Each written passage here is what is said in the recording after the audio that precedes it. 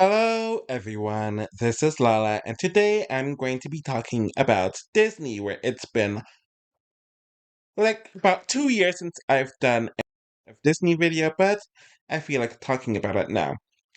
So, a few years ago, I made a video on Prince Naveen's racial ambiguity, everything that comes with it, and how they kind of backhand the progression that they tried to make with making him racially ambiguous, essentially trying to have his cake, or them having their cake and eat it too. And this video is going to be about Princess Jasmine and whether she is the first person of color non-white princess, or if she's the sixth white princess. I know the answer is seemingly very easy based on how they've marketed her, but when you look into the nuances of how they developed her as a character and the interactions between Middle Eastern and North African people and their perceived whiteness or perceived non-whiteness, it's a lot more nuanced than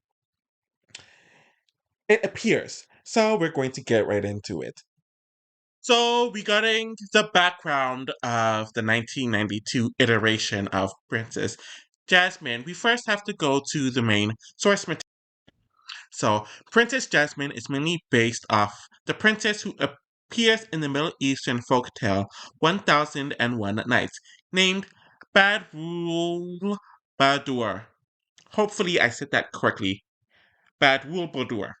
So, that's just the gist of it. Bad Whooperdor. Hopefully, I said it 3 times. I can clear it up. Okay. But the fact that they changed her name from that and went to Jasmine for familiarity's sakes, which essentially means more Eurocentric, more westernized sakes, instead of really enriching themselves into the culture by giving her an ethnic name, they decided to anglicize her by giving her Jasmine. So, the story of Princess Jasmine here compared to Princess Badroulbadour in the original folktale changed from her not liking him, which was the case in the original tale, to her immediately being smitten by Aladdin. Sorry, there's some context that I forgot to add. The story of 1001 Nights is actually set in China, so Bad Wolberdor is actually Chinese, which is very interesting. I just felt like that context should be added there. And the story of her going to Agrabah in disguise in the movie was based on Audrey Hepburn's character from Roman Holiday. So it's another American story influencing, or another American source influencing Aladdin. So I find it really interesting that they didn't really take any hardcore Middle Eastern or North African, or the proper term is West Asian stories, characters, figures that they could have used to inspire Jasmine's background from, but they just get a bunch of Americanized white figures, which we will discuss more, especially as we move on to her design and phenotype. When it comes to the design of Jasmine, there were some Indian elements to her, as art director Bill Perkins wanted her design and the design of her home and the setting of the movie, mainly, to be based off the Taj Mahal, which is in India, and the curves in her hair, clothes, and jewelry to also be inspired by that too. When it comes to her actual design, she was based on Jasmine Guy, who is a biracial white black woman, though Jasmine Guy's facial features were seen as too severe for animation. You can take that however you want. Mark Henn, who is Jasmine's supervising animator, ended up using his younger sister Beth Allen as an inspiration, basing Jasmine's hairstyle off her, but the facial features of Jasmine was based on actress Jennifer Connelly, who is of Irish, Norwegian, Polish, and Russian descent, and their eyebrows are identical. Obviously, some other characteristics regarding her design was taken from her voice actress Linda Larkin, who is white. Just based on the little tidbits I was able to gather about her design and the background to her design, it seemed like they used European white woman or biracial with white woman as the design inspiration for Princess Jasmine, instead of someone who was either of Middle Eastern, North African, or South Asian descent. So the MENA and South Asian people are two different groups, but I'm mentioning them both since both have influences in the setting of the movie, which is an entirely different problem that I may or may not get into here. In addition to the voice actress being a white woman instead of someone who's from the same ethnic group that Jasmine is supposed to represent, which is something that they wouldn't do for the non white princesses in the future, meaning that they cast women who fit that ethnic or racial group that the actual character is supposed to represent. There have been a lot of accusations of Jasmine being an anglicized and westernized version of an Arab woman, where people claim that her and Aladdin's features are not as exaggerated as the other Arab characters in the movie, as there are accusations that they are lighter skinned and also talk in American accents compared to everyone else in the movie, which adds into colorism and featureism. After putting most of the characters side by side with one another, the colorism angle really doesn't land since Aladdin, Jasmine, Jafar, heck, even comparing them to Rasul and the Sultan are roughly around the same skin color, so the colorism argument with Aladdin and Jasmine being lighter doesn't really fit here. But the featureism definitely plays a part in it, where Aladdin and Jasmine definitely do have softer, more slender features compared to almost everyone else in the movie. And that really just isn't good messaging and programming. Some even call Jasmine out for proposing unrealistic body figures and standards that ties to Eurocentric beauty that involves slender figures with curves. In addition to that, there's a lot of accusations of Orientalism, which was becoming a huge thing at that time due to Edward Said being very vocal about Orientalism, especially in the West, making her wear an outfit of a sexualized belly girl, despite her being 15 years old for most of the movie, and the outfit not being worn by any princess or any woman in any Middle Eastern, North African, or Arab area. Doing it not only for the male gaze, but for the American Western gaze. It made me seem like they wanted to add the quote unquote ethnic stuff as decorations on a figure or ornament on a Christmas tree or icing on the cake, instead of actually making it an important characteristic that should be respected, not even caring to get the difference between the Middle East and South Asia. There is a lot of credit given to her for being the first princess of color and being non-white princess due to the film being set in a made-up area in the Middle East and her being of Middle Eastern heritage. But based on the design of her character being mainly inspired by a white woman, some of the problematic elements of the portrayal of people in the Middle East in the movie, with how they tried to distinguish her differently from most of them, and also clearly making the film for an American lens, that she really fits the title. In order to do that, we have to go into the history of the Middle Eastern or West Asian people in the United States and how they identified and their relationship with whiteness. In the 19th century, the only people who were considered citizens in the US were free white persons and free people of African descent, and this was obviously post slavery. A lot of the Levantine usually Christian migrants into America had a dilemma when it came to citizenship being tied to race, and due to this, they fought to be declared as white. Due to the government wanting to limit migration, especially from places in Eastern Europe and especially Asia, for a plethora of reasons, Syrians argued that they are white because Jesus Christ came from the Levant and he is seen as white. So they are white. And of course, there's the whole Caucasus and Caucasian and white argument too. There were several court rulings throughout the early 1900s that went back and forth about this, but a 1915 ruling determined that Syrians and other Levantines were declared as white persons since they are Caucasians.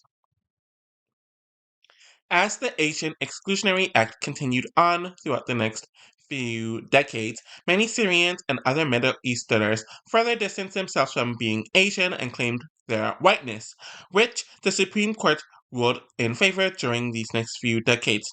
1944 was the main year that this decision was made by the judicial courts, where Non-Levantine Arabs or Middle Eastern and North African people, whether they were Christian or Muslim in this case, were able to migrate to the US, fought for their whiteness, and it was eventually declared that everyone from the Middle East and North Africa are legally considered white, which was mainly set by white people.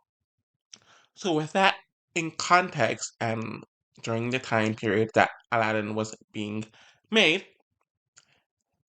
Jasmine would have been considered white just based off of this.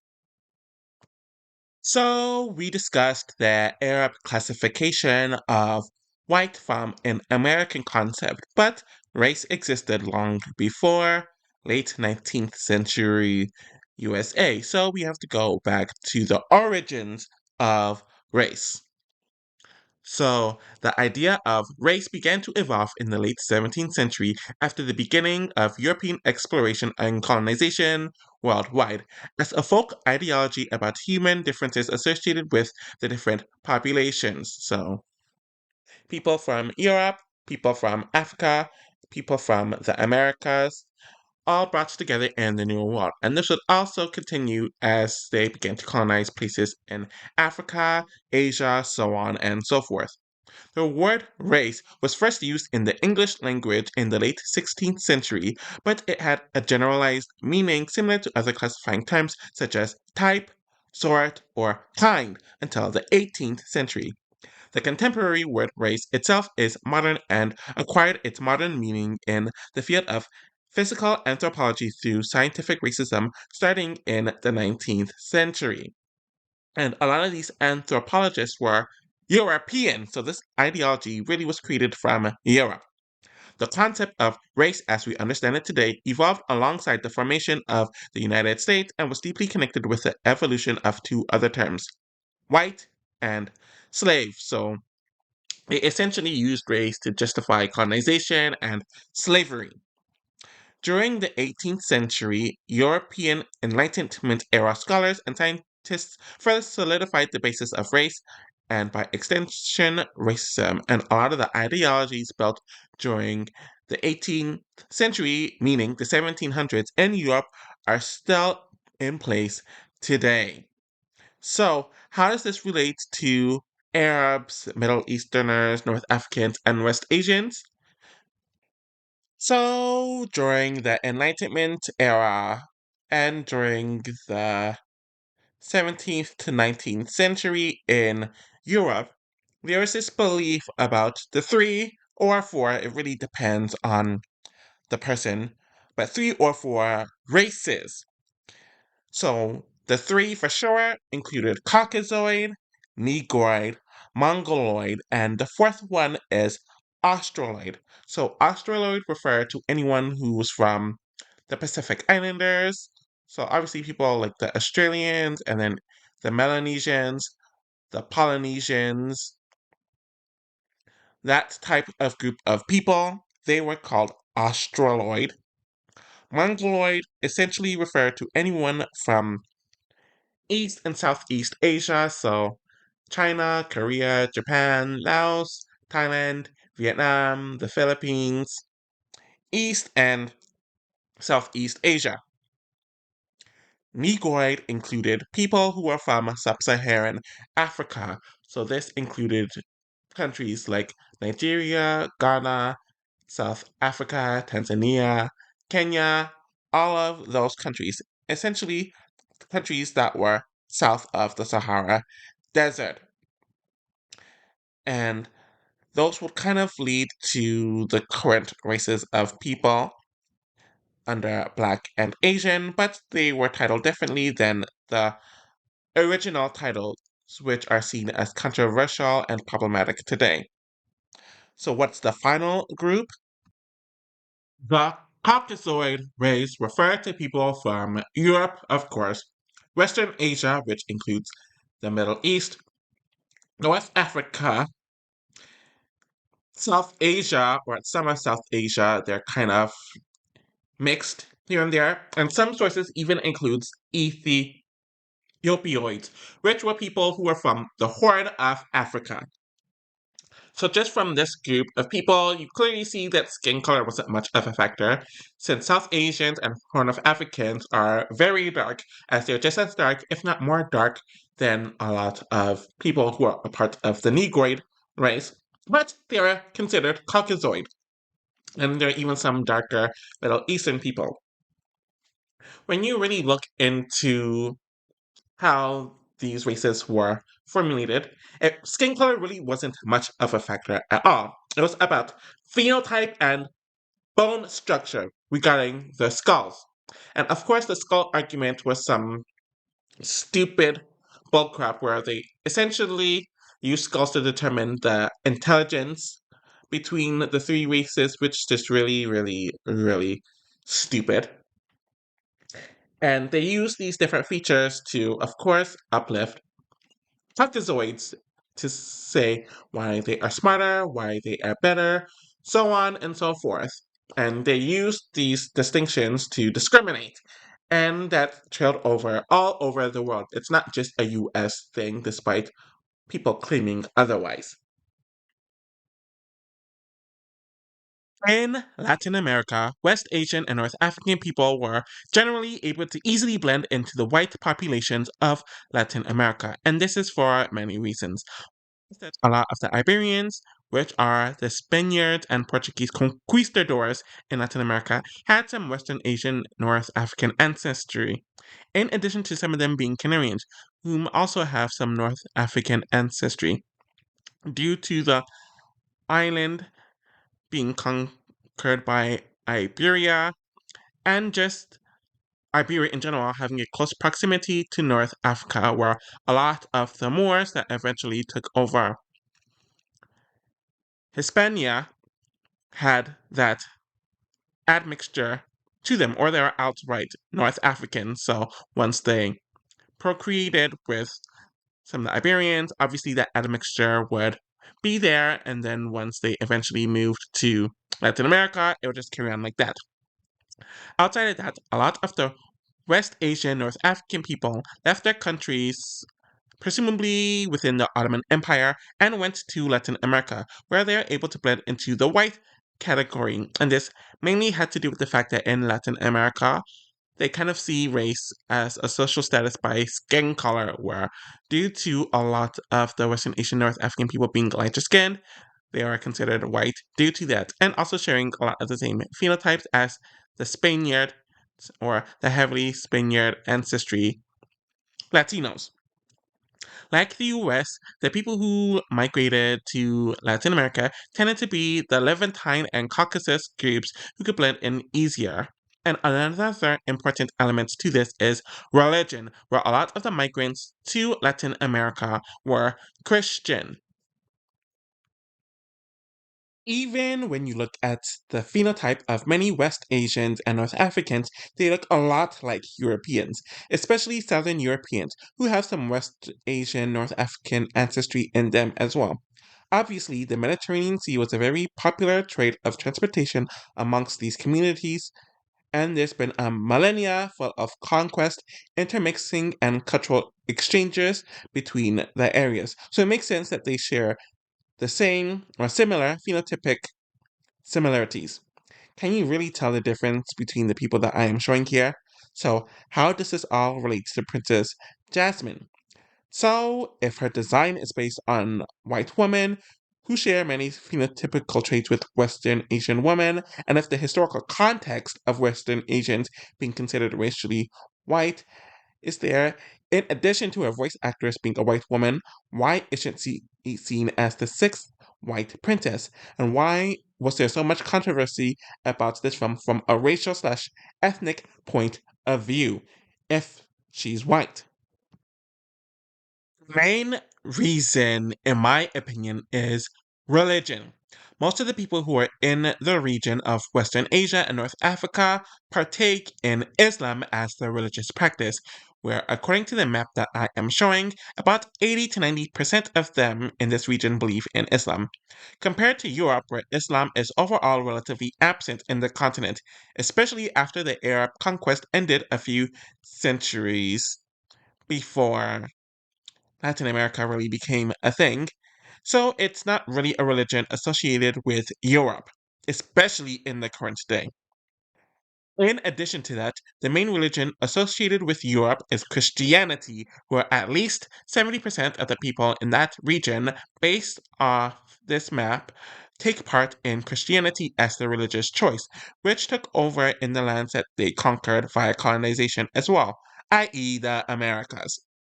Due to this, whiteness is associated with Christianity, and any other religion that isn't Christian is seen as not white, which is why a lot of Jewish people get flack and seem to be pulled in and out of whiteness, despite most of the people who partake in Judaism are actually white, and that pathology moved over to the New World in the West.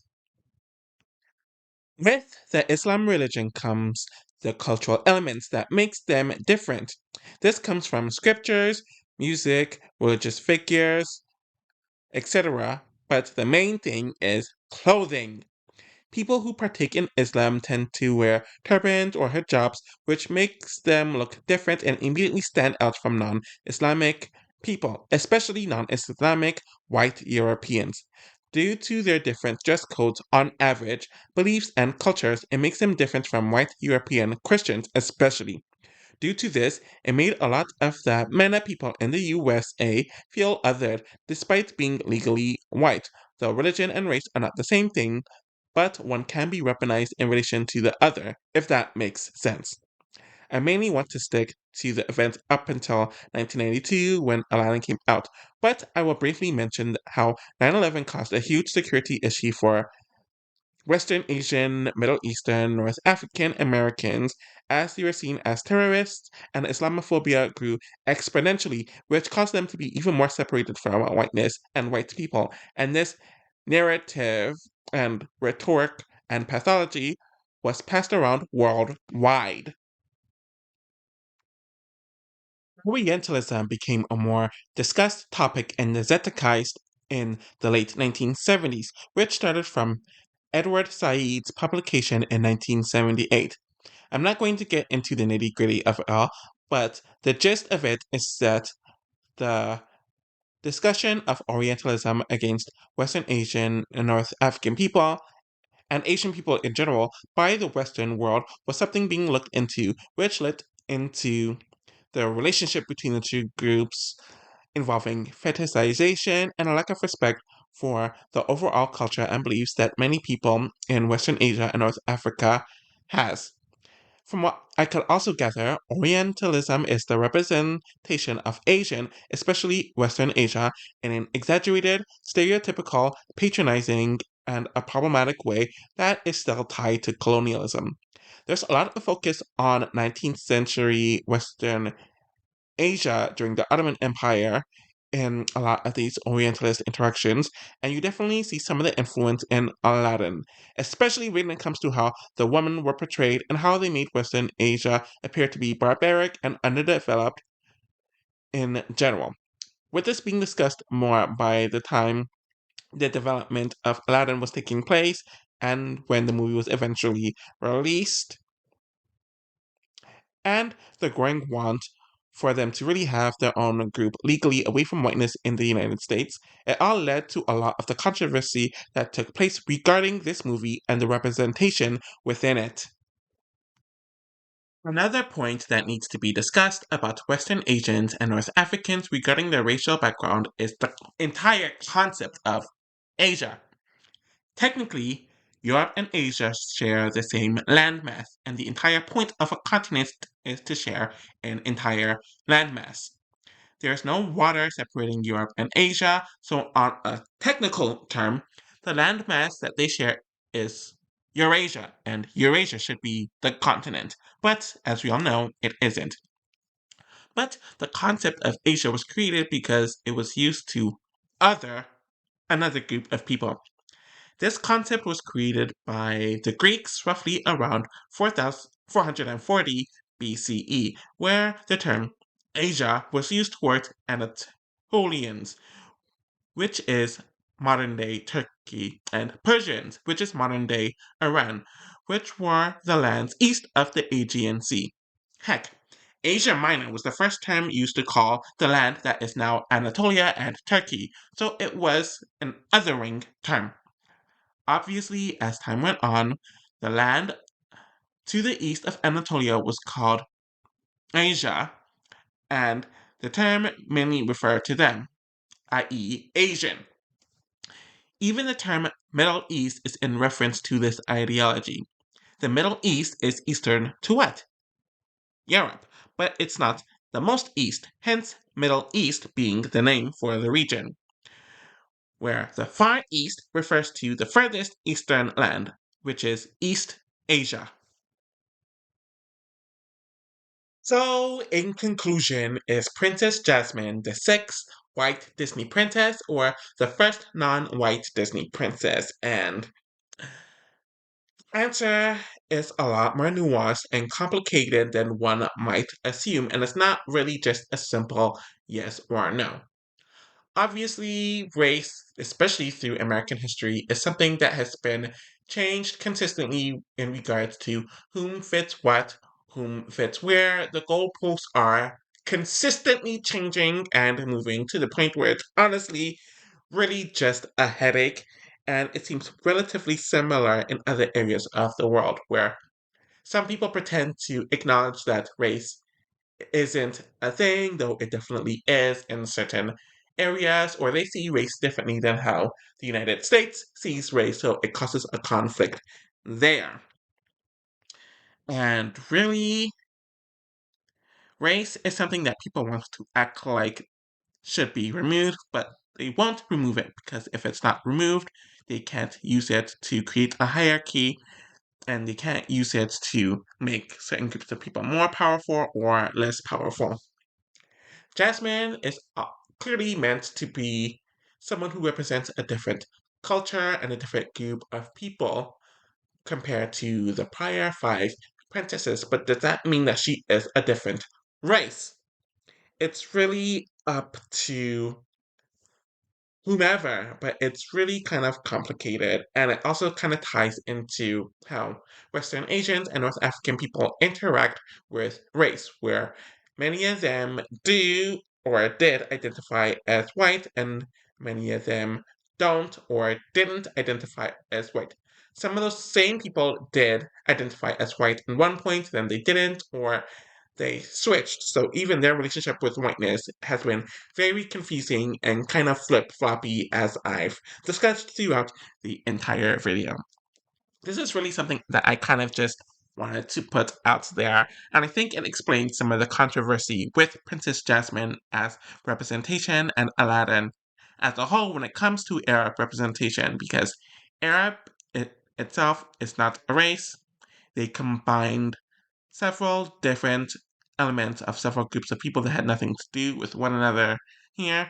And instead of actually taking the time to do proper research for the culture, they used the most stereotypical, tropey elements of the culture that Aladdin was supposed to represent.